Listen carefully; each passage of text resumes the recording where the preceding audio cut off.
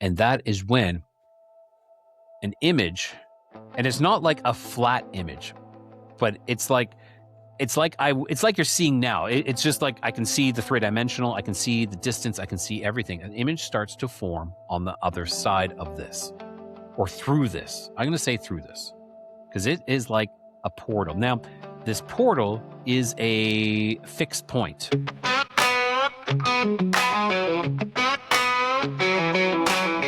Out in the woods, shadows creep slow. Footprints deep where no man should go. Cold winds howl through hollers and brooks. Whispers of Bigfoot in the way it looks. Myths, monsters, and bullets in the night. Under a pale moon, strange glowing light. Truth out there like a blade it cuts. Myths, monsters, and mullets run amok.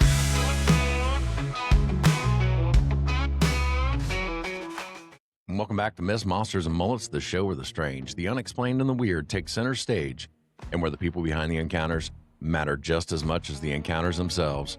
We're not just here to talk about what was seen, we're here to understand who saw it, how it changed them, and why it still matters. Before we get started, quick shout out to our supporters over on Patreon. If you'd like to help keep the show independent, ad-free, and unapologetically weird, head on over to our Patreon. You'll find members episodes, early access to all the public episodes, and bonus material you won't see or hear anywhere else. If you've had an encounter or something strange that you've just never been able to explain, I want to hear from you. Email me at mythsandmullets@gmail.com. That's mythsandmullets@gmail.com. Your experience could be featured on a future episode. It's coming up fast. Mark your calendars. June 6th, 2026. I'll be speaking at the Arkansas Cryptid Fest in North Little Rock, Arkansas. If you're into cryptids, folklore, and listening to great speakers, that's where you need to be. If you haven't yet, make sure you've hit that subscribe button. Make sure you're following me on all your favorite podcast platforms. Give this episode a like, leave a comment, leave us a review. That'll help us with the algorithm, and that's the best way to grow the show. Make sure you check the descriptions on all my episodes. Down below, you're going to find a list of all my favorite podcasts, from Nevermore Hollows, Drunken Cryptids, Chumming with the Spirits, Ghost Gossip, and so much more. And while you're over there listening to their shows, leave them a comment and tell them John sent you. And with that, let's start the show. Welcome back to Myths, Monsters, and Mullets. I am your host, John Methenkamp. On tonight's show, we have Rye from the Codex of Curiosities. And we tried to hook up back in December, had some issues, but he wanted to come back on and do a one-on-one interview. So Rye, why don't you introduce yourself to my listeners? All right. Well, first of all, thanks for having me on. And I want to formally apologize because I was the one who canceled on that last appointment that we had. It was technical difficulties, Rye. That's all we had to say. We'll go with technical difficulties. I know, but it was me, and being a fellow podcaster, it's kind of I got to give you that respect, and I apologize for that. But again, thanks for having me back on. You gave me another chance, and here I am. So for those who don't know me, my name is Rye. I go by the Codega, and my show is called Codega's Codex of Curiosities, and I kind of do the same thing that you do. I sit down with people, interview them, talk about high strangeness, cryptids, paranormal, supernatural. I also go into the conspiracy world and into, I would say, lost history or biblical crazy lost history as well. So I heard you first on Drunken Cryptids. Yes. As much as it pains me, I've got to say thank you, Matthew, for getting us hooked up. But yeah, Matthew's a good guy. Matthew is a good guy. I haven't talked to him recently for a little bit, but we still stay in touch. He's got a great show there too. He does, and I just like giving him crap. So so why not? Yeah, why not? Right. There's a good core crew of us, and it's, I like that when you build that camaraderie, between other podcasters, and, you have this mutual respect, and you can sit and shoot just exchange the news and whatnot and just talk about things and, the pros and cons or tips as well to podcasting. It's really beneficial and it's great to have people understand what you're talking about. Right. Right. So, um, you have this podcast. Yeah. Normally, when people have this kind of podcast, they've had something happen in their lives that sparked this interest. What was that moment for you? Well, I would say it'd be like a cumulative effect of a lifelong experiencer of sorts. There was a certain point in my life where I did make a change after a bunch of these experiences. Um, but I'm going to go way, way back. And just to set the stage is that my life is chock full, like I said, of all these different types of experiences. It's not just one thing. It's not like I saw a ghost and I keep seeing ghosts. It's not like I saw a UFO and all I see is UFOs. It's everything. Though I won't say one thing is that I haven't had really any cryptid experiences. But let's get into this. So my my life started quite strange, and this is where I might preface it by saying that this might play a factor. When I was only a couple months old, I developed a really bad sickness. This fever was intense, and the doctors could not do anything. They pretty much said, "We don't think he's going to make it." So my parents had a priest come in and read me my last rites. So I've already had my last rites read to me as a baby, and I'm wondering if this plays a part that I kind of have one foot in this world and one foot in the spirit world, kind of like this go-to person that crosses over, which also ties into some things that have happened in my life, some kind of phenomenal, crazy things as well. So that's where it kind of starts. That's setting the stage. Now, I'll jump ahead to me being about 9 years old. And this is the first real crazy experience that I recall. It happened while I was at school. We in Canada, we had this thing called the Canada Fitness. Okay. And what it was, it tested your fitness ability of all the kids. And if the kids achieved great times or goals, if they beat these certain set goals, you would get these badges. And I never got the excellent badge. I always got the gold badge, just the one step down. So this time in grade 4, I was like, I'm going to do it. We are in the midst of running a race, and there is a group of the faster kids that are just in front of me. And again, I'm like, I want this badge. I want the excellence badge. So I need to at least keep up with them because I know they're probably setting the right pace. So it was the last little bit of this race, and I decided I got to do this. So I gave myself this burst of energy, and I pushed myself beyond my limits to catch up with them. While I was doing this, I physically kept running, and I'm assuming it was kind of like the astral body or the spirit. I shot out of the top of my head. Okay. And by meaning that, I was about 15 feet in the air, looking down at everybody running.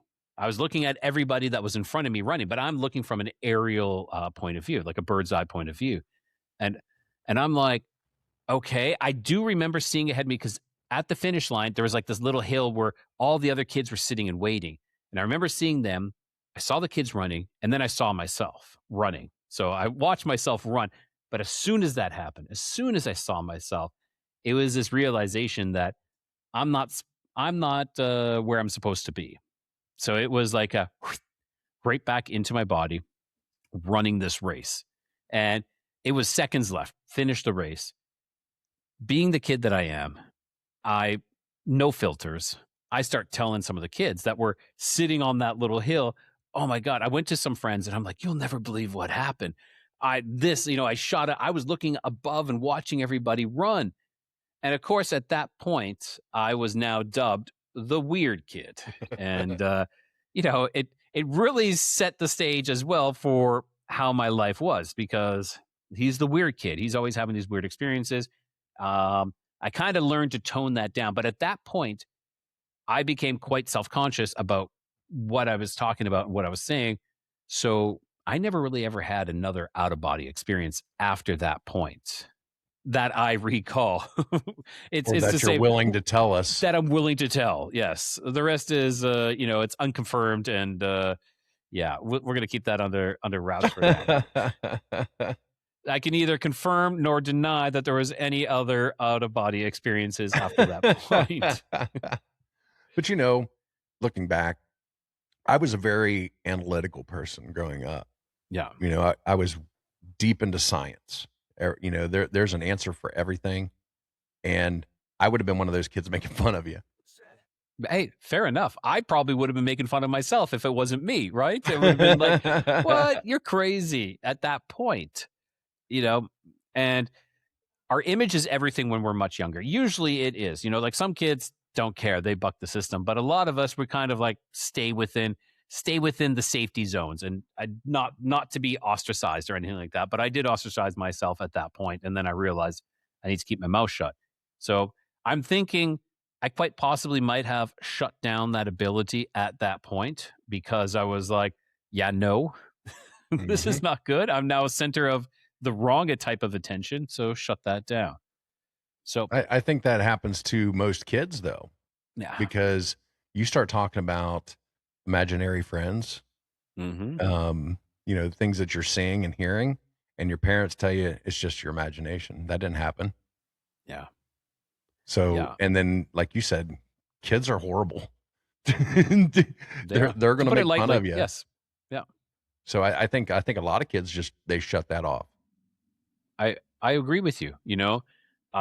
I believe, I'm not saying all imaginary friends are real, but I do believe there's a lot more than we care to talk about. That there is a lot more that are out there that have imaginary friends that are beings or spirits of some sorts. Yeah, because my imaginary girlfriend when I was really little, her name was Keaty, and I only know this because my mom's told me about all this. Oh, and we had 100 kids and lived in a house trailer. I don't think she was real. I don't think that's possible. Yes. 100 kids. That would be incredible. That's living in a house trailer. And there we go. We were all happy. Oh my God, that's hilarious. But yeah, I do think that, sometimes if you have kids that have these imaginary friends that they play with. Yeah. And they're not like my example there where, I had this whole backstory of me being married to this Keaty.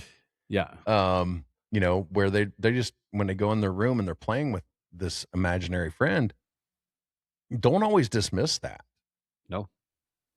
So my suggestion is maybe listen for a little bit, see what conversations are going on, and then talk to your child about it. See where they go. Yeah. Especially if it's an adult imaginary friend, because some people have these adult imaginary friends, and it's not like they're bad or anything like that, but it's not common to have an imaginary friend that is like this adult. And then you start hearing these stories and they start telling you stories, and maybe there's some credibility to them.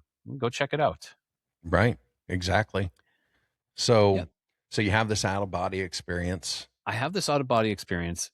Then we moved. I'm not saying that was associated, but we moved to a different location, a different house. And at this house had a boatload of things happening. And it wasn't just to me. My mom and I were probably the people who experienced the most. My dad, a little bit. My oldest sister, she never really talked about it. My younger sister, that's a whole other bag of worms, but she never had any experiences at that house. So we had horses. We lived on an acreage. We had horses, and my responsibility as the young man of the house, I had to take care of the horses and feed the horses. And of course, being around at this age, I was like 12 or 13. I have other things on my mind. I want to play video games. I want to, I had the old computer and play video games. But in this one, and this night, I was typing I'd written a journal, and I was typing my deepest, darkest feelings and thoughts and emotions in this journal. And my father calls up to me, and he's like, have you fed the horses? Of course not. And I'm like, no. And this is about 8 p.m. on a school night. And so I'm like, no. And it's late October or could be November. And in Canada, it's dark already at 8 p.m. for sure, completely dark.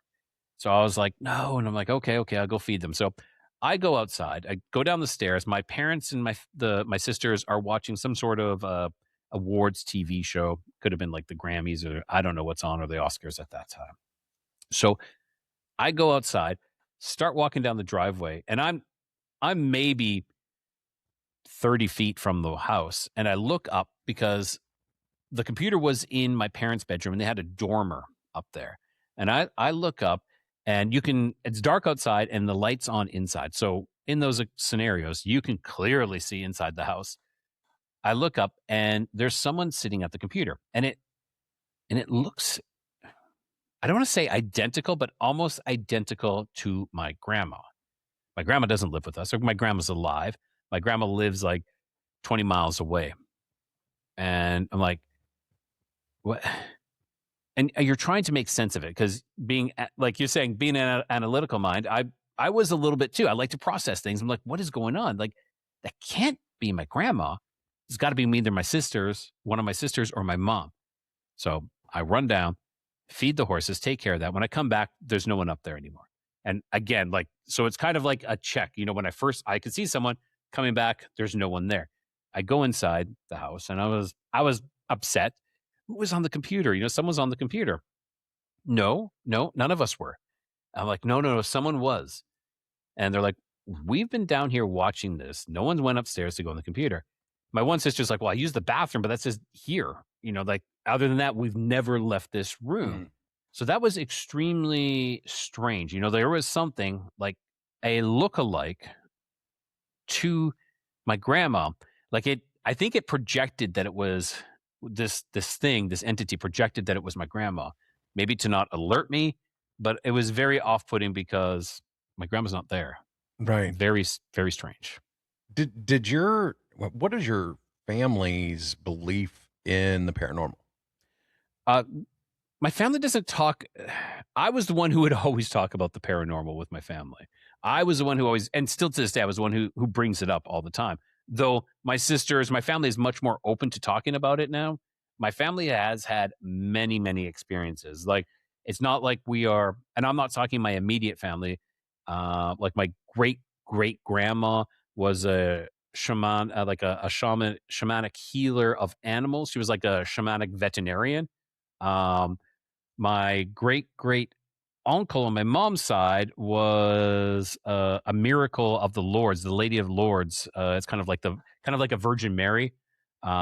He was miraculously healed, and his legs were like, he was deformed. His legs were broken, and he was like I don't want to say paralyzed, but he could barely walk.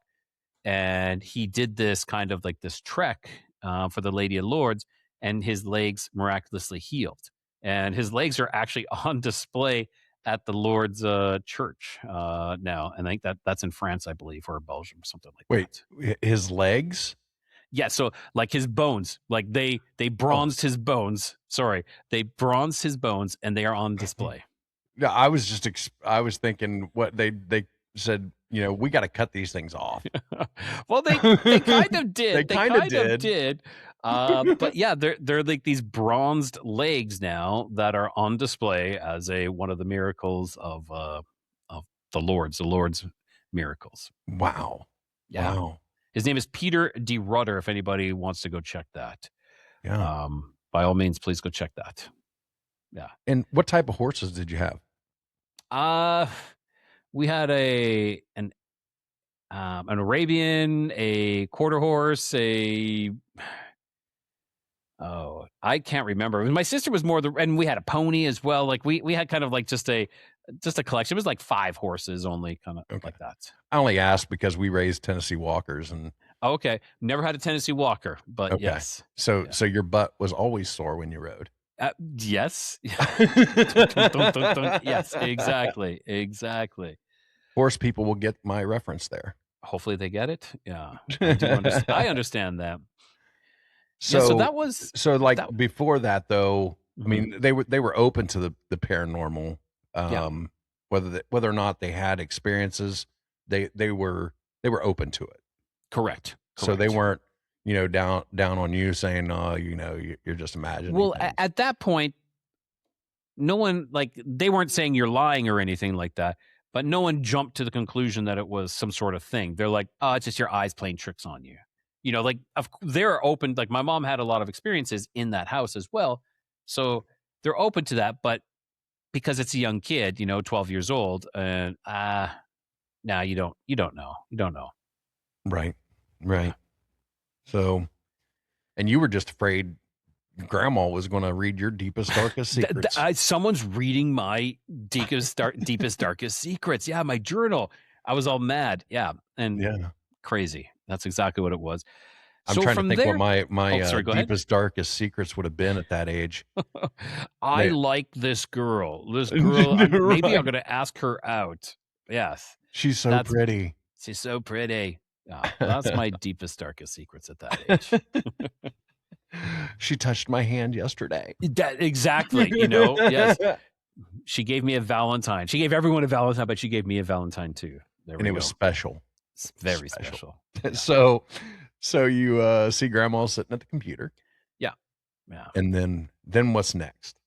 So after that, there wasn't like a lot of little things, nothing really to talk about kind of thing. It was just like, I'm walking up to my bedroom and I have a pair of binoculars hanging on my window and they're swinging violently side to side. And then I get into the room and then they're stopped. So it was like a lot of like little things, nothing.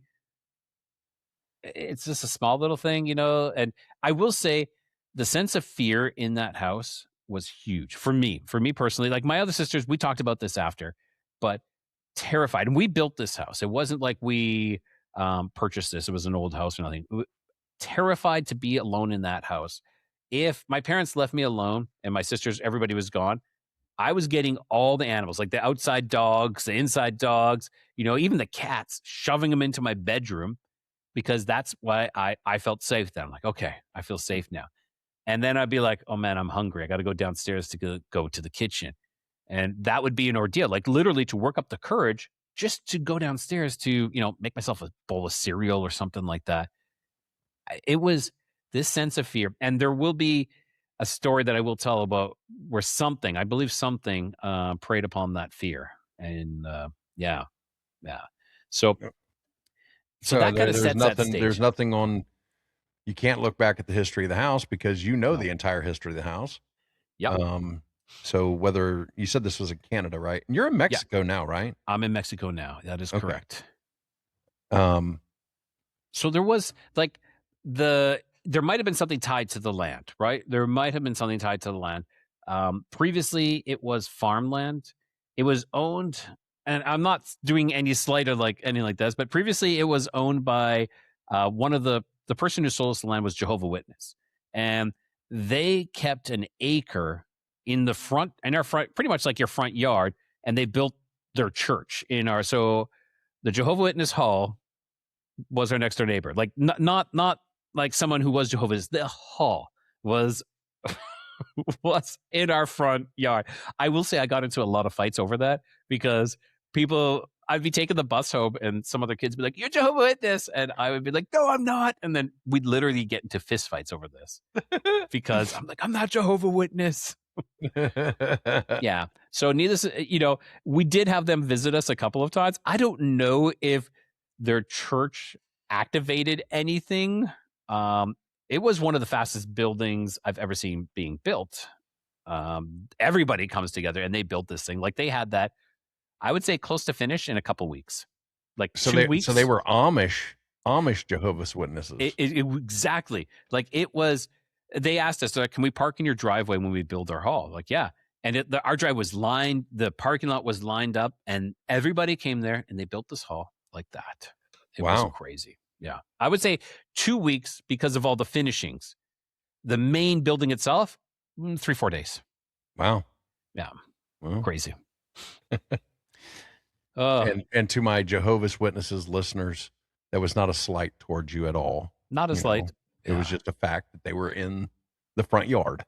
And I got in fights saying that I wasn't Jehovah's Witness. Right. That's it. Right. Yeah. That's it. Kids. Damn kids. But So things were going on this land, and well, in this house, we'll say in the house. And to make matters worse, my parents go away on vacation, and at that time, I think I was like 16. I think I was 16 years old, and my sisters are older than me. So my one sister, I think she's like 17 or 18, and the other one is like 20, 21. So what do you do at that time? Your parents leave the whole house. Well, you have a party. So we have parties at the house. And then someone had a great idea. Let's go to the toy store. And I do not recommend this to anyone. So, like, this is a disclaimer. Anybody listening, don't do this. We went to the toy store and bought a Ouija board because that's a great thing. That's a great family game to have at the toy store, which is the Ouija board. Toys R Us was selling this. So we went there, we bought this, and we started playing with it. And I won't say anything crazy happened. Like it was moving. We're like, whoa, that's so cool. But after that, things ramped up. So things got a little crazier after that. So again, listeners, viewers, don't mess with Ouija boards. What's the thing on the other side could say, I'm your grandma and know everything about your grandma. But how do you really know that's your grandma? You don't. You do not. This is, you're opening a phone line to the spirit world, and whoever's on the other side is going to pretend to be whoever they want just to get access into your house and into you. Now, also, the planchette, when you got your hands on there, it is a form of possession. It's possessing your hands to move your hands, okay? So this is my feelings on Ouija boards is unless you're actually like extremely trained and set up a lot of precautions, don't do it. That is my own belief. I've watched too many horror movies. I know what happens. Yep. And you were setting up a horror movie is what it sounds like. Yeah, exactly. But I watched part of one horror movie called Witchboard. And they said never do it alone. So I made sure I never did it alone. I always did it with someone else there. But like I said, after that, that's when things kind of ramped up. And for me, ramping up was I was 18 or 19. I don't recall the exact age. I had gone over to my friend's house. That was the day and age when you went to Blockbuster and rented like a video game console. That was the original PlayStation. PlayStation had just come out. And we rented it from Blockbuster. My friend did. We went over to his house and we played it. It was great.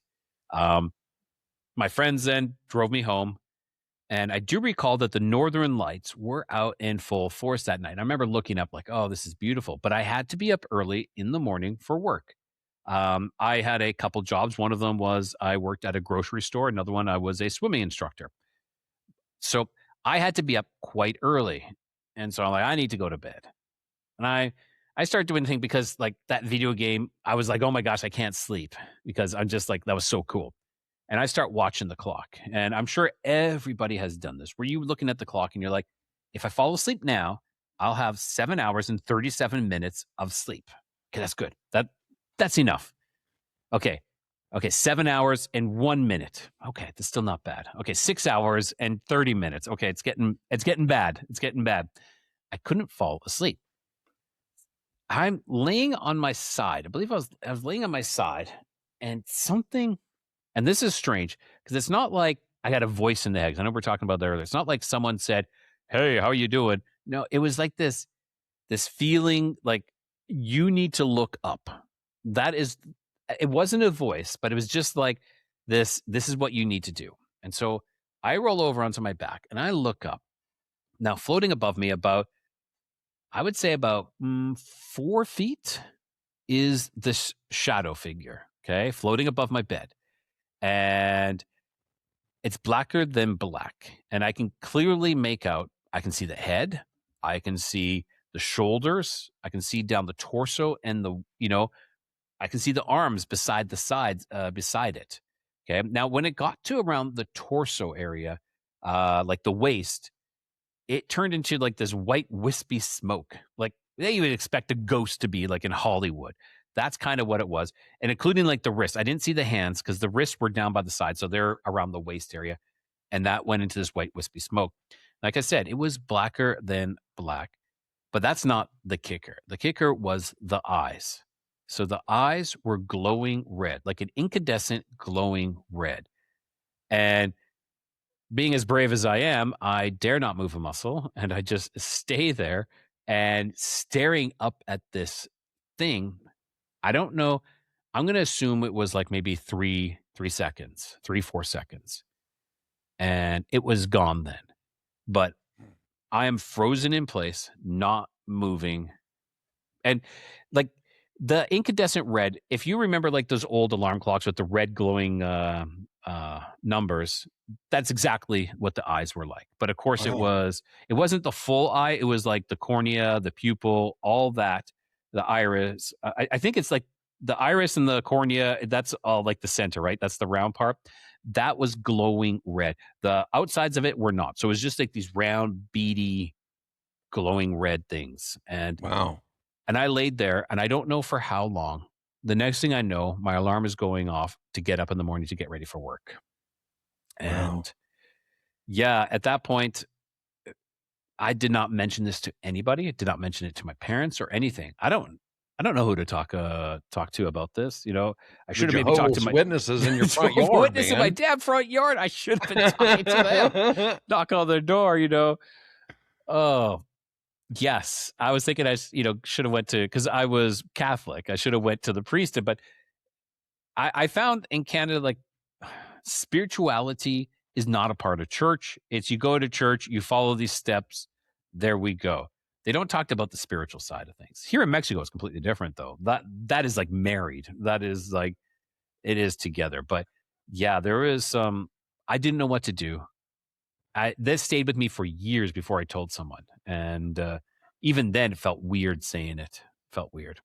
So when you said that you were, did you feel like you couldn't move, or you just didn't want to move? See, yes. So I didn't want to move because it wasn't sleep paralysis. I know everybody's like, that's sleep paralysis. No, because I turned. Sleep paralysis is instant. You open your eyes and you're like, no, I turned, opened my eyes. And when you're scared, you either have like flight, fight, or freeze.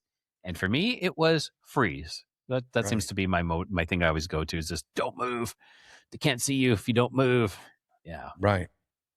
Yeah. And I didn't even catch that whenever you was telling the story that you actually rolled over. Yes. Because that's not what you normally hear in these shadow figure sleep paralysis stories. Normally that is 100%. and it's there. Yeah. That's exactly, and a lot of people are always like, no, that's sleep paralysis. I'm like, no, it's not, because I actually moved. Maybe after, I don't know, but it wasn't sleep paralysis because I turned over and moved, and there it was. Wow. Yeah. Did it have a hat on? It was not a hat, man. No. Okay. Just curious. I know somebody's going to ask It's a great question to ask. It's a great question to ask. And then after that, I would say it's like maybe not even a year. I would say a couple months after that. I had come home late from work, and this is something that kind of happens. Like, I find sometimes when something happens, I get violently ill as well. That didn't happen that time, but this time I come home from work and I go to bed. It's late. It's like 11:30, almost midnight, and I'm like, oh my gosh, I feel sick. And so I went into the bathroom and I start getting sick. And this fear started building up in me, this fear. And the only people that are home, my sister's not home. My other sister had moved out already. My parents are sleeping. And I'm 19, at least 19 years old, absolutely terrified. I cannot leave the bathroom. And I start getting like these images in my mind of this creature waiting just outside the bathroom.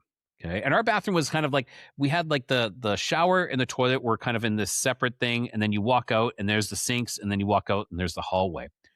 And this thing is in the hallway waiting for me. And this image that I'm getting is clear as day. And it looked like Nosferatu, like the vampire, bald vampire kind of thing. And it is waiting for me. And it is just like, I think it's feeding off my fear. Like, I am absolutely terrified, 19-year-old man, young man, terrified in this bathroom. And I'm like vomited out, sick, and I cannot move. I'm sitting like kind of like hiding, cowering in this bathroom, to the point where I call my mom. I'm not calling her on the phone, but I'm like yelling my mom's name, "Mom, mom." And my mom comes, turns on all the lights, and it was like as soon as the lights went off, it was instant fear gone. It was crazy. It was instant. So it wasn't like I'm still scared. I can't leave. No, it was like this instant. Everything was gone, and my mom's like, "What's wrong? What's wrong?" And of course, I'm like, "I'm fine." I'm like, "I'm sick. I'm sick. I'm not feeling well. I just want my mom. I'm not feeling well." And so she and that great job by me, like putting my mom in harm's way. It's like, "Mom, come save me. You walk through this dangerous area." Yeah. Hey, it's not lost on me. If anybody's like, "Oh my God, I can't believe you're like, sacrificing your mom to go turn on the lights or something." But yeah. And like I said, this fear was always in this house, always in this house. But after that Ouija board, it was now like I was getting these images. And this wasn't the first time that happened.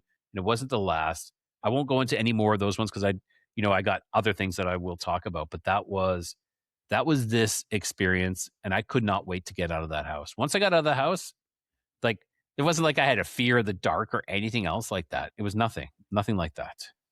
But it was. So after you moved out, did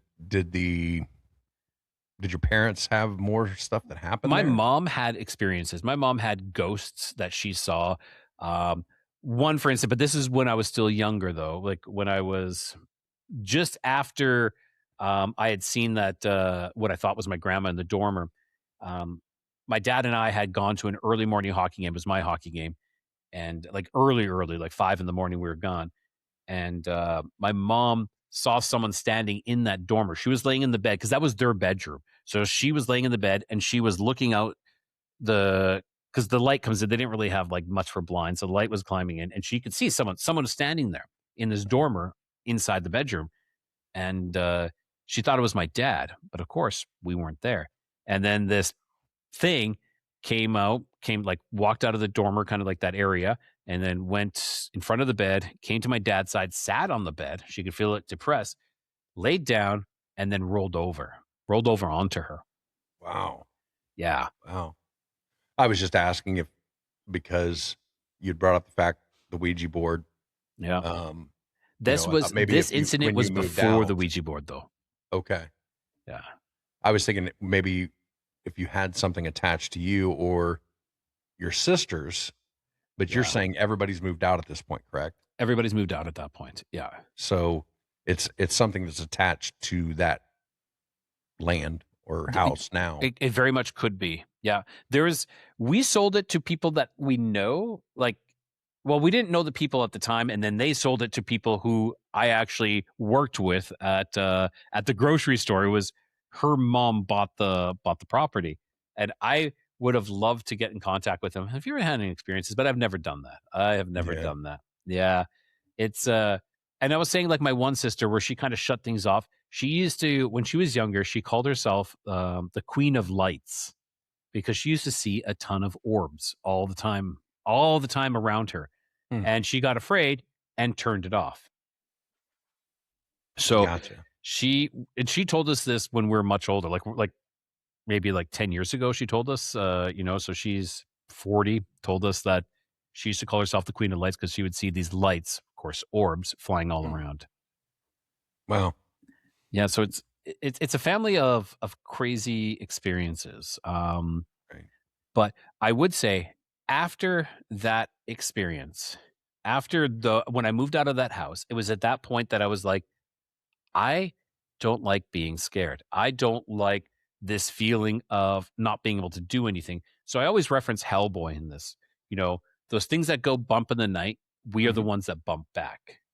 So I was like, I need to go down a path and my own journey to see what I can do to protect myself, or like, no, you're not doing that. So that journey led me on to discovering, that I'll get to that. But when I was talking, I'm going to talk about when I was terrified again, because I do believe like this terror did follow me as well. So before I started like bumping back, so to speak, I got married, moved into this house with this woman, now my ex. She had some crazy experiences, and this is like, maybe she's like a Black Widow. Her her best friend committed suicide, and I my heart goes out to her in this for these things. So her best friend committed suicide when she was like 15. Her husband, she was just leaving at the time, committed suicide just before she walked in the house. He shot himself. Like, whoops, yeah. Maybe I shouldn't be saying this, but so they unalived themselves, and he used a firearm for that. And after that incident, they had to actually get an exorcism in her parents' house there, because that's where she moved into. They had to get an exorcism at that point because maybe it was him, or maybe it was the spirit that affected him that was there and attacking him. And the priest was thrown up against the wall and lifted up against the wall. So Wow. So this was the lady that I married. I believe. Did you know that before? In the midst of it all, yes. Like, when it wasn't like the first thing, like, hey, guess what? Right. Yeah, it was probably like 6 months into the relationship where she started opening up all this to me. And I'm like, I'll be the knight in tinfoil, I'll be not the knight in shining armor, I'll be the knight I'll save you. No, you never save anybody. Everybody has to save themselves. That's the key. I think that's a man thing. Oh, it is. It is, until you start to learn that also, how can you save someone if you yourself are a mess? Right. Yeah, it doesn't work well that way. Yeah. So we moved into this one house, and things start happening in this house. Okay. One of the things that started happening that I swear I was losing my mind around, we'll say from midnight to like 4 a.m, almost every night in our bedroom, the light would turn on and turn off, and the fan would like change intensities. It was like, whoo. And we did have like a remote control fan, and I always wanted the fan on. I always slept with the fan on. I always, still to this day, I always have a fan with me. And I think people are weird if they don't sleep with the fan on. Okay, good. Yes. And so this fan what's wrong with you? How can you sleep without sound? How can you sleep without the white noise? I agree. So this fan would change its intensity, and it would go faster and slower, and then the light would turn on and then turn off and like change. It would dim and this would happen. It'd be like, what? This was happening, going on for almost 6 months. And by that 6 month, I was like, I'm going nuts. First of all, I'm not getting enough sleep because this is waking me up constantly. I'm going insane. So this was something that was going on. And my ex went and saw a priest, and he gave her some holy water, and also advised that we stop watching, because at that time I was watching like Ghost Hunters or something like that.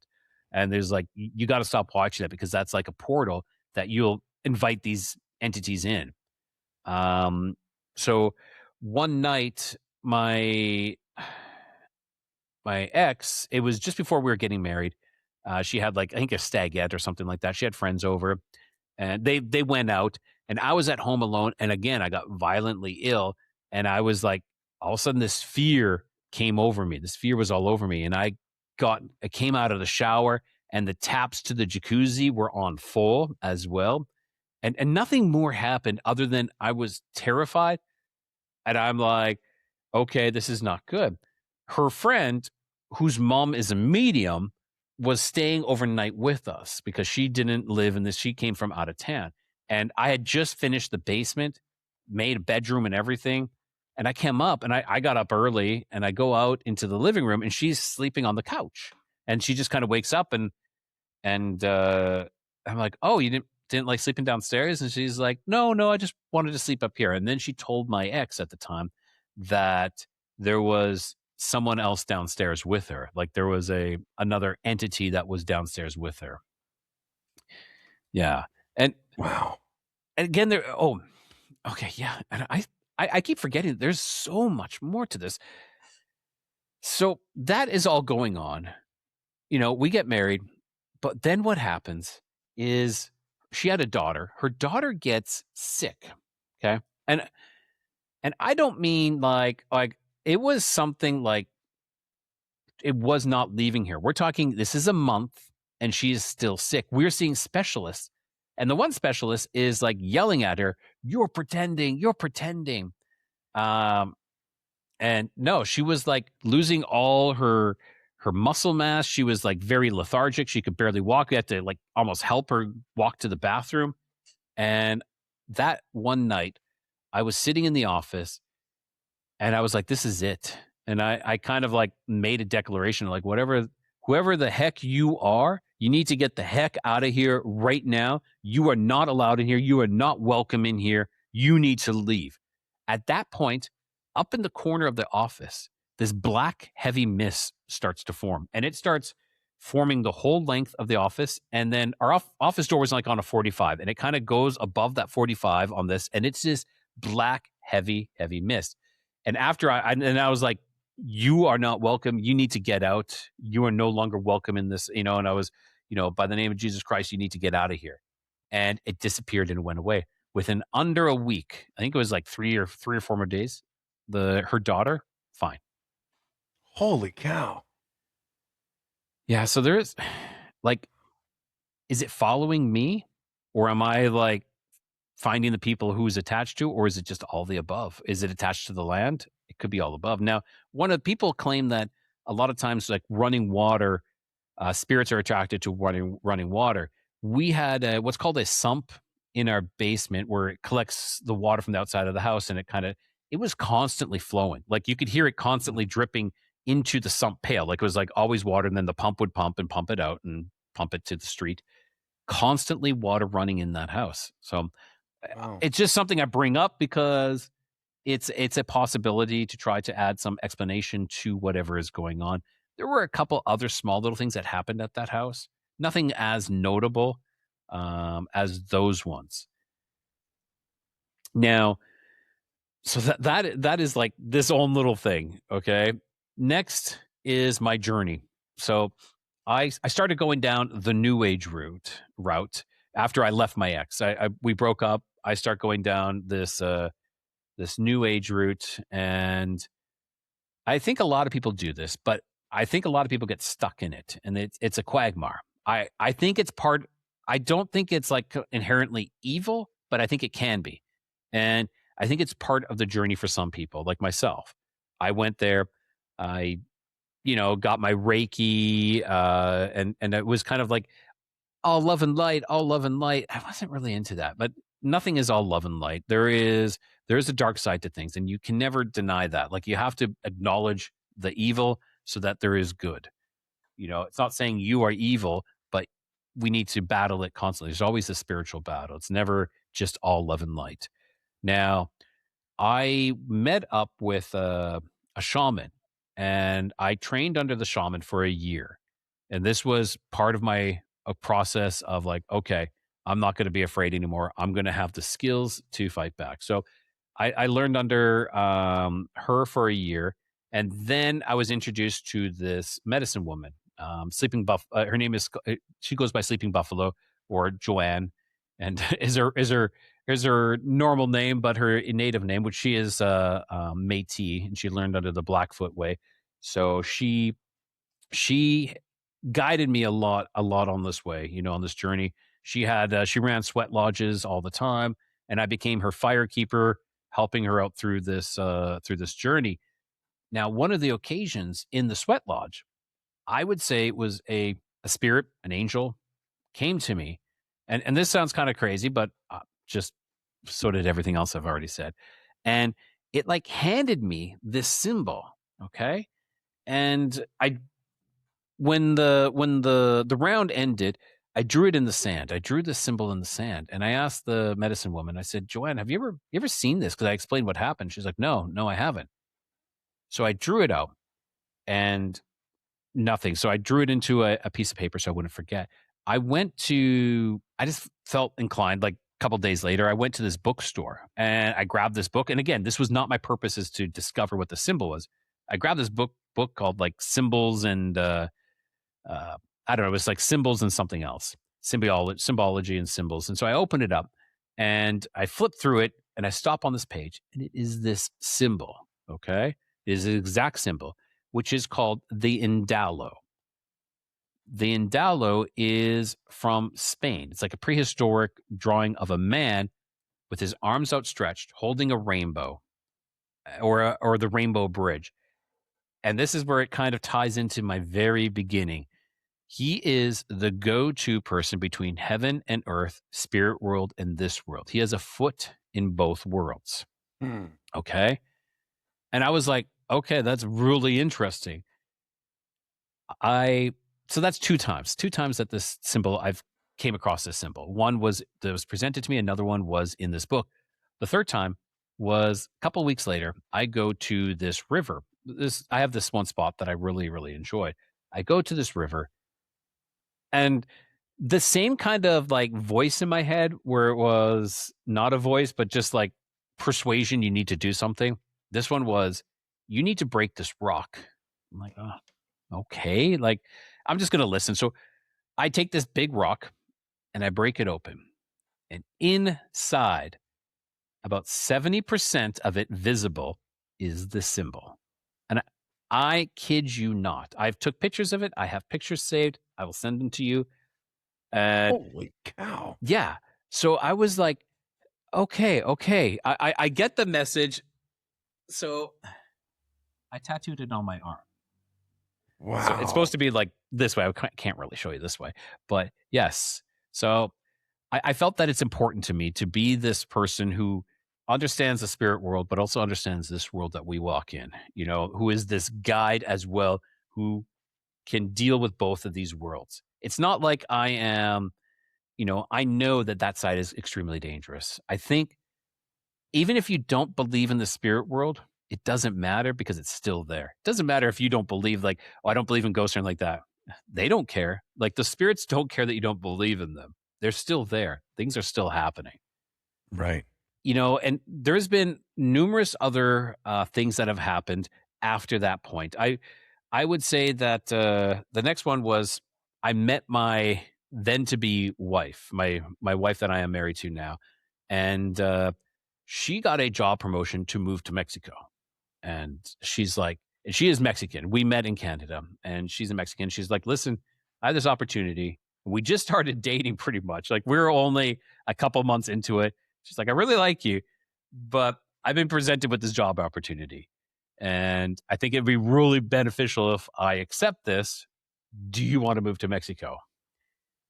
Yeah. Let's do this. Let's go. So off to Mexico I go. Now, in Mexico, I would say that things started. I could start seeing I started seeing more and more things. For instance, one time at the house that we're living in, the next door house, we're driving by, and standing there is it's like Santa Muerte, which is the Saint Death. It looked like this. It was a very tall figure, all in black, with huge black kind of sombrero type woman's hat. And we're talking about 7 feet tall, standing in this house that was being constructed, but it was nighttime. And again, this was blacker than black. And we're driving by. My wife is driving because my girlfriend at the time, because she had her company car and I can't drive it. So it's only her. So I was looking out the window, and I'm looking out the window, and I see this standing there. And I would say approximately 7 feet tall, and just blacker and black in this elegant type of Mexican style dress, this big, huge hat. Very, very interesting. And it was numerous little things. Like I would say that it's not like that that experience went on any further than that, because I was like, holy cow, I just saw this. And then in the house, I saw this one younger teenage boy with a hoodie on walking into a wall, like literally walk up to the wall and just stand there and then walk through the wall. And it is black. And again, all black, blacker than black. And this is inside the house. It's just these numerous little things. It's like I'm starting to interact more, see more of this world that is coexisting with us. Yeah. So wow. So you saw the Mexican hat man. I saw the Mexican hat woman. Hat woman. Okay. Yes, this was a woman. Yeah. And Wow. so like the Saint Death, is this woman. It can be Saint Death. It could be, it's not La Llorona. It's not her, because she's dressed in white, and she doesn't have this hat. And it's not La Lechuga. Not La Lechuga. I forget. I'm butchering the names right now, but there's this half woman, half owl, which I couldn't see the legs. I'll say that I couldn't see the legs, but where she was at, there were barn owls that lived in this place, and they were very intriguing. I always go visit them all the time. So maybe this could have had these owl legs. I don't know because I can't see. And it kind of brings up something. Those owl, the half woman, half owl, kind of ties in a little bit with Lilith. And there's Yeah. that tie-in, but I don't know enough. I'm just speculating. I'm just throwing out ideas at this time on that. Oh, I gave that look, like where I looked off to the side here. Yeah. This is like, you are my 6th or 7th interview this month. Okay. Okay. I would say 4 of them have dealt with owls. Okay, I got a story. I can continue stories as well with owls. So I want to make sure we have time for your. we do. Okay. I'll make sure this time. So I'll go quick with this one. So needless to say, owls at that point in time became a big part. Like I was finding owl feathers all the time. The owls were always around, and I was dreaming of them as well. And I'm like, okay, they're leaving, and they did leave. Like in my dreams, it was telling me that we're leaving, and they did all leave. Which was it was crazy. So we're living in Central Mexico at that time. We moved to northern Mexico, and I really start embracing this spirit world, maybe a little bit too much. I don't want to say in a bad way, but it's just like listening and seeing these messages and these signs. Um, so the one incident, we're in northern Mexico in Chihuahua. This has not to do with the owls, but I will bring this one up. I was in a parking lot of a grocery store, and I'll go quick so that we have enough time. And I get this inclination to look up. Like again, this voice, look up. A little floating above me, and this is going to sound ridiculous, was a white cloud. Okay. It's a completely blue sky, but there's this white cloud that starts like changing shape and moving. It's almost if it's plasma, and it starts moving forward, up, down, over, and around, and it's moving all over. And I'm like, what in the heck is this thing? Every day, everybody else is going on about their day. It's about maybe 11. I'm going to assume it's about 11 when this is happening. I wrote it all down, so I have this. And then I look off to the side, and I see 2 triangular black craft coming at an intersect course for one another, not to do with this thing. This is like almost separate. It could have been maybe 100 feet above me. It was so close, and it was just moving all around. And I'm looking back over here to these, and I'm looking at this, and I did not see these 2 craft intersect, but next time I look back, there's only one, and it flies across the horizon. And this cloud then dissipates. I'm actually believing that this was some sort of plasma cloud or some sort of sky beast that I saw. And those look like UFOs, like black triangular UFOs, where they were UFO because I didn't know what they were. I've seen tons of planes. I know what planes are. Could they have been military? They might have been, but I don't know. This whole ordeal on this one was about 13, 14 minutes long. So it wasn't like this was like 13 seconds. No, when this thing flew across, it took a while. So but this thing that was flying above me, that was maybe like 3 or 4 minutes. I ended up coming back with my camera, taking pictures of the area, kind of documenting where this went and where these craft went, and I'll send them to you so you have that. But I tried using my cell phone. I had a Samsung S3 at the time. It would not pick up anything. There was nothing there. It was showing nothing. So I called my wife to tell her what I was seeing at that time, because I'm like, I got to tell somebody. Okay. We are driving to, now this is the one that I want to talk to you about, the owl. We're driving to San Antonio, Texas. And on the way back, I get like this, again, like this message. You are going to find a dead bird of prey with its wing waving at you on the road. And a lot of things happen to me, and I don't tell my wife. And I'm like, oh, yeah, I knew this was going to happen. She's like, no, you didn't. No, you didn't. So I specifically said, hey, if I stop on the side of the road, this is the reason why. It's because I just see this. It wasn't, I would say, I think it was close to 8 minutes after I told her this. Sure enough, on the side of the road is a dead bird of prey, and it's an owl, and its wing is going like this, waving at us like this. And I'm like, okay, you have to give me a minute. So I took the wing, and I buried the owl as best as I could. Now I'm wondering if I took the wing, if it brought something with it. because some bad things have been happening in my life. I still have the wing here. Some things have been happening where I'm like, did I invite something? For those who know, Lilith is tied in with the owls. And I'm like, did I invite Lilith into my life by doing that, by bringing this into my house? So I wanted to go through that quickly because you're saying about owls. Well, this was, again, like this owl was literally waving at me, and I still have the owl wing right up here with me right now. Right. The reason I'm bringing this up, I'll be 50 years old this year. Okay. Yeah.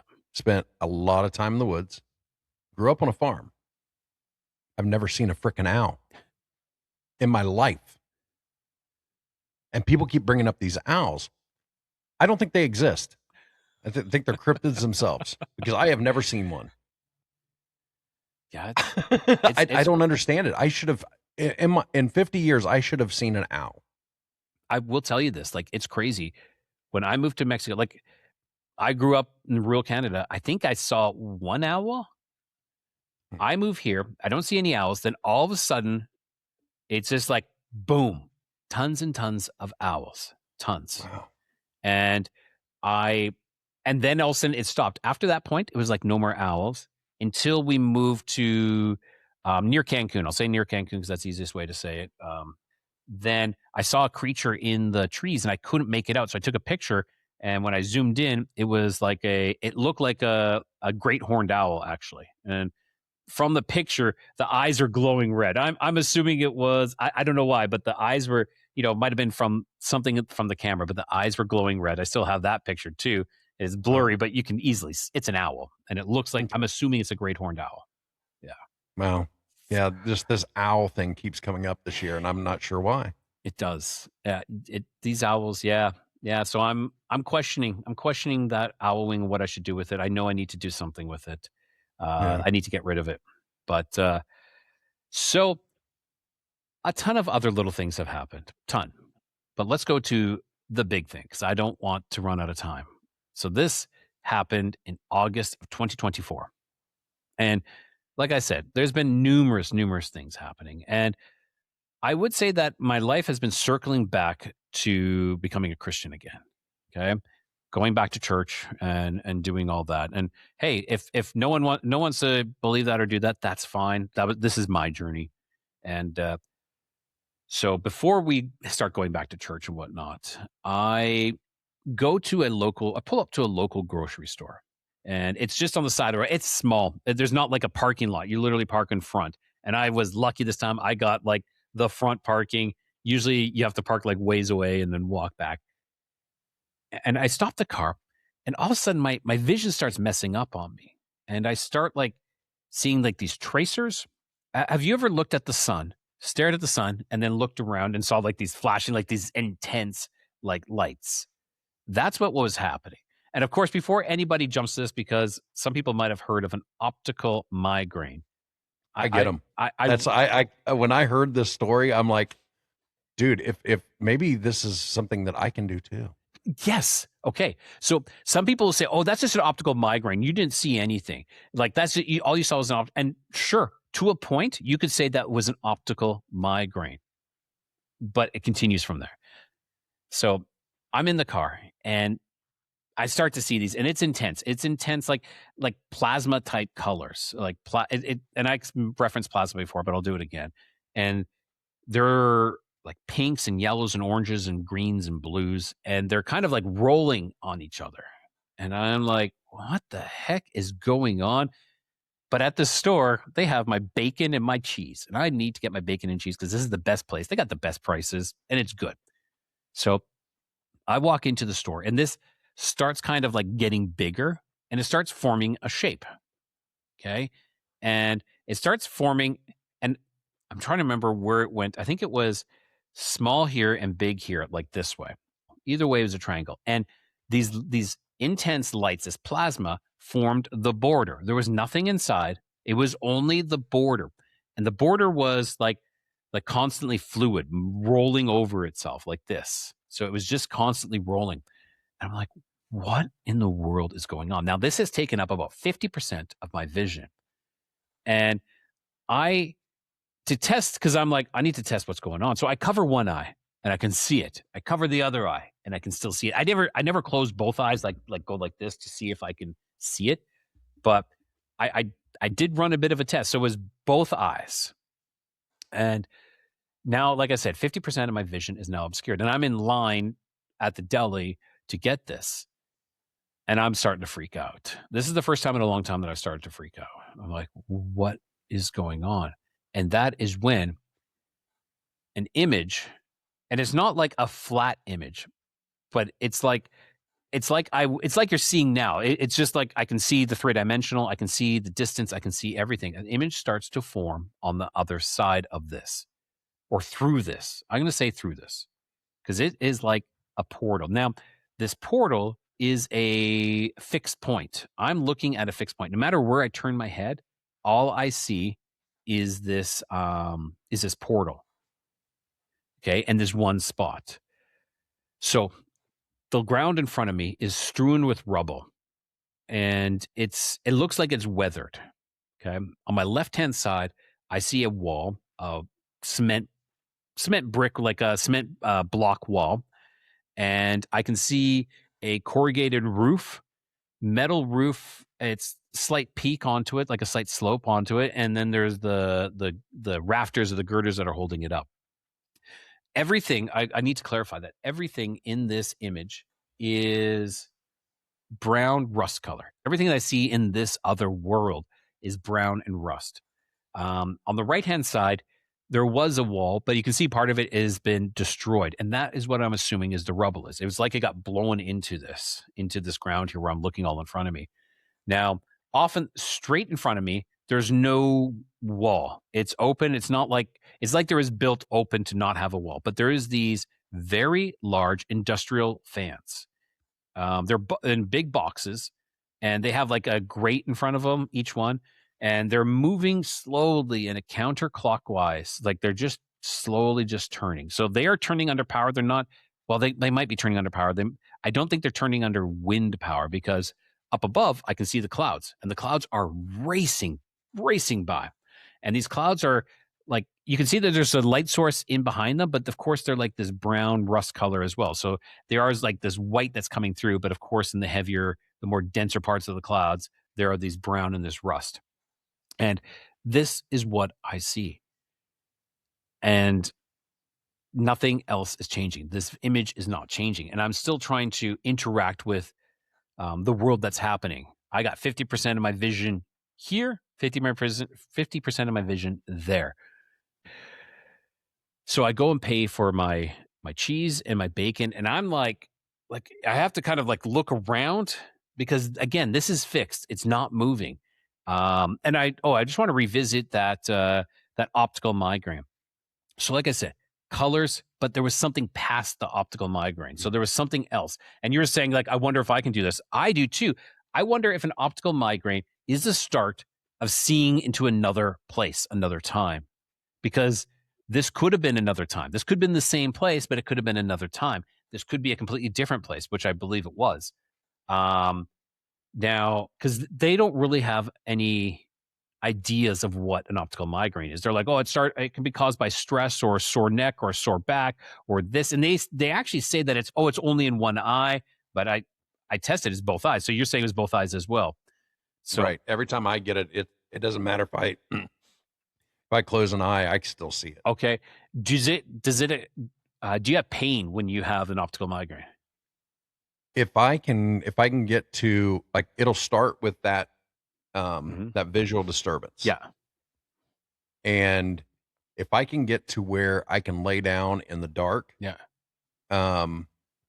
Sometimes I can stop the pain from happening. Okay. But if I stay out and I keep looking and I let it run its course, yeah, I'm gonna have a killer headache for hours. Okay.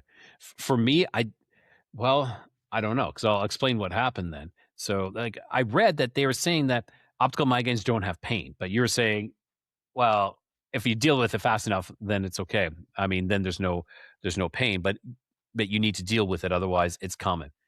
So I got in the car then after, and I drove home, which a lot of people have been like, why the hell were you driving home when you can only see 50%? Because I was terrified. I'm like, what do? My, Spanish isn't my first language. I'm not, at that point, not too fluent with my Spanish. I'm going to be telling like, the grocery store clerk that I'm seeing something, no, I need to get home. And my home was, you know, 3 Mexican blocks, which I say Mexican blocks because people don't understand. They're a lot smaller. It's like maybe one American style block is all I have to drive. So I'm really close to home. So I'm like, okay, I have to cross one lane of traffic once, and it's just it's like a street through commercial area, but it's not busy. So that was it. I made it home. I get home and I go up, park the car, go upstairs, and I just tell my wife, I got a headache, which it wasn't a headache. I'll tell that. It was not a headache. It was just something completely different. And I'm like, I need to lay down. So I laid down and I prayed. I said, God, take this away. I don't need to see this. I don't want to see this anymore. Within a minute, it was gone. And this was, the whole time was about 15 to 20 minutes in around there for having this. And when I looked, every time if you focus, you could see it then. But if you're kind of focusing around it, you're not really seeing it as much. It's not as clear. It's kind of like you holding this paper in front of you. If I focus on it, I could see it. But if I look past, it's still there, but I'm not seeing like what's written on there or anything. So you don't see the details. So whenever I focus on it, I could see it. So I went and I laid down, and I said within a minute, it was gone. Wow. Now, what I believe this to be, or if you have any questions, please. No, go ahead. Okay. I've got some comments. Okay, some comments. What I think I saw, I don't want to say purgatory, but I saw where the demons reside. I saw this other aspect to the spirit world. And why do I say demons that reside in there? Like, it was desolate. It was like post-apocalyptic. Imagine post-apocalyptic. That's kind of like the scene that I was seeing. This is a place where the dead Nephilim, which are demons, so the disembodied spirit of the Nephilim are demons. We get possessed by demons. Why? Because they roam those lands for nothing. They hunger, they thirst, they'll never be satiated unless they possess a person. They take over your body slightly. Now, I actually think I'm not saying that all addictions are caused by demons, but I believe a lot of them are. Like, even like eating disorders, like any type of addiction of sorts. I think a demon plays its part in that because it's trying to take it all in. Oh, I'm going to eat all this food. We have a lot of this obesity problems. Hey, I suffer from that. I think it is because these demons are coming in and they're like, I want to eat. Yeah, we can see the exorcist type of demon, like those kinds of things. But I think we have a much subtle possessions that are happening, because if they play this big role where it's like this craziness that really is terrifying, well, something's going to happen. A priest is going to come and you're going to be exorcised, and that demon is going to be cast out. Kind of like when Jesus cast out the demons of this one person, and they cast him into the pigs. They're like, please just cast us into pigs. Don't cast us into the abyss. We don't want to go back. So he did that. It's because they're playing this role. They're kind of hiding in plain sight so that they can still be part of this world, because they have been destroyed. They're just spirits now. That is what I believe I saw. Is it really? I don't know. It's my speculation. It's my belief on that. Wow. Yeah, well, I heard that when you told that on Matthew's show. Yeah. And my daughter gets the optical migraines as well. Okay. I text her. I'm like, hey, you ever see anything? Because I was like, maybe it's more common than, because people don't want to say they see things. Yeah. And like, since I've listened to that episode, I've had these optical migraines since then. I've never seen anything, but I'm looking for it now. Now it's like, let's see if there's something. Yeah. And that was my first and the only one I've ever had. I've never had this before. Wow. Never had anything after. Yeah, the first time I ever had an optical migraine, I thought I was having a stroke, because it was, like you said, 50% of my vision, but I could cover both eyes and still see it. Yes. Yeah. So I was like, that's if I can cover this eye and I can cover this eye and I still see it, that means it's in my brain. Yeah. It's not an eye problem. And I went to the emergency room because I thought I was having a stroke, So, but I can't imagine seeing something in there. But every time I get one now, I try. Amen. Amen to that. And if you actually see something, and if anybody listening or watching is sees something, message you, John, and then let them know. Like, let John know that, yes, I saw something. That would be. Yeah, and we'll get you in touch with Ryan. I don't know. You come on my show, I don't know how much more knowledge I have other than just seeing it myself, but that was it. But at the same time, there's a validation that comes with shows like ours. Yeah. Where you hear somebody, oh my God, they had the same thing happen to them. There's this validation that goes on, and to hear it firsthand is so much better than even just hearing it on another podcast or on another show. To hear it from the person who experienced it is just it's cathartic. Yeah, I agree. Having, it kind of means like, okay, maybe I'm not going insane. If someone else has experienced this, there is that sense of camaraderie, that you have with that other person. And you're like, okay, I'm not going insane. Someone else has experienced this. Like when I never heard of someone else talk about these. Well, no, I did. But when I heard Blake from Mountain Man Explore the Truth, Blake Botel, he talks about seeing almost the identical shadow being that I saw as well, with the red glowing eyes and everything. And I was just like, okay, you just, even though you saw it was real, someone else, like you're saying, someone else confirming that story for you. But I've never actually, I don't want to say I've never heard anybody talk about this. Two other people have mentioned this type of world that I've talked about, this post-apocalyptic world. One is Paul Stobbs from The Nephilim Look Like Clowns. But it was a nightmare dream with Hat Man. And Hat Man was in this, I think it was he said it was like almost an out-of-body experience. And Hat Man was in this world as well. The exact world that we're describing, where there was he saw this hanging sign, and the sign was like flying back and forth, it was just this desolate area. Another person was, oh my gosh. Adam Davies? No. Was it Adam Davies? Was they in the woods?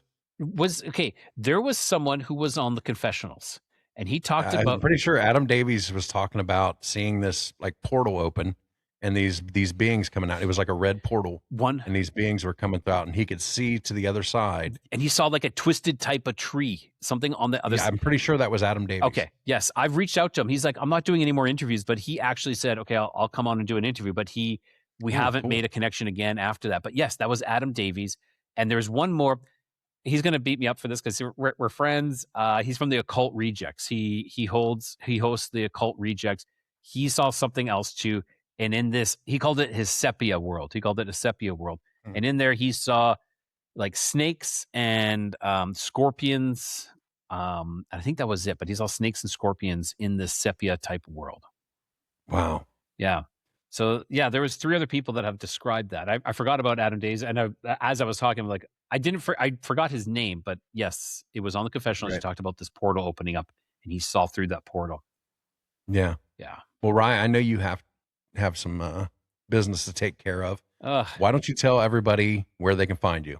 For sure. Yeah, it's Codega's Codex of Curiosities. I'm on YouTube, Spotify, all the usual. You guys can hit me up on Facebook as well, Rye Voss. If you got any stories or you want to say, hey, I saw through the portal as well, by all means, hit me up or hit John up as well. And, we'll talk it out. Awesome. Rye, thanks for coming on Myths, Monsters, and Mullets. I appreciate that. Thank you so much for having me on. And if you ever have time again, you're welcome to come back. And if you've had a paranormal encounter you'd like to share, you can email me at mythsandmullets@gmail.com. Until next time, talk to you later. Gotta go. And that's it for tonight. Make sure you're checking out the description on this episode for any links associated with the guest. And if you've had a paranormal encounter you'd like to share, you can email me at mythsandmullets@gmail.com. Good night, everyone. Shadow in the pines lurking in the dusky air. Bigfoot stomps through the woods like he don't care. Lights in the sky flash green then blue. Aliens descending with a secret or two. Whispers in the breeze, cold fingers down your spine. Ghosts in the graveyard, twisting through time. Eyes wide open in the dead of night. The myths and monsters giving one hell of a fright. Oh, Miss Monsters and Mullets podcast, spinning wild tales of a future and a past. Hosted by John Methenkamp's fiery soul. He takes us where the wild unknown flows. Oh, Miss Monsters and Mullets podcast, spinning wild tales of a future and a past. Hosted by John Methenkamp's fiery soul. He takes us where the wild unknown flows. Down by the bayou, you hear a raspy growl. Swamp gas glowing as the coyotes howl. A UFO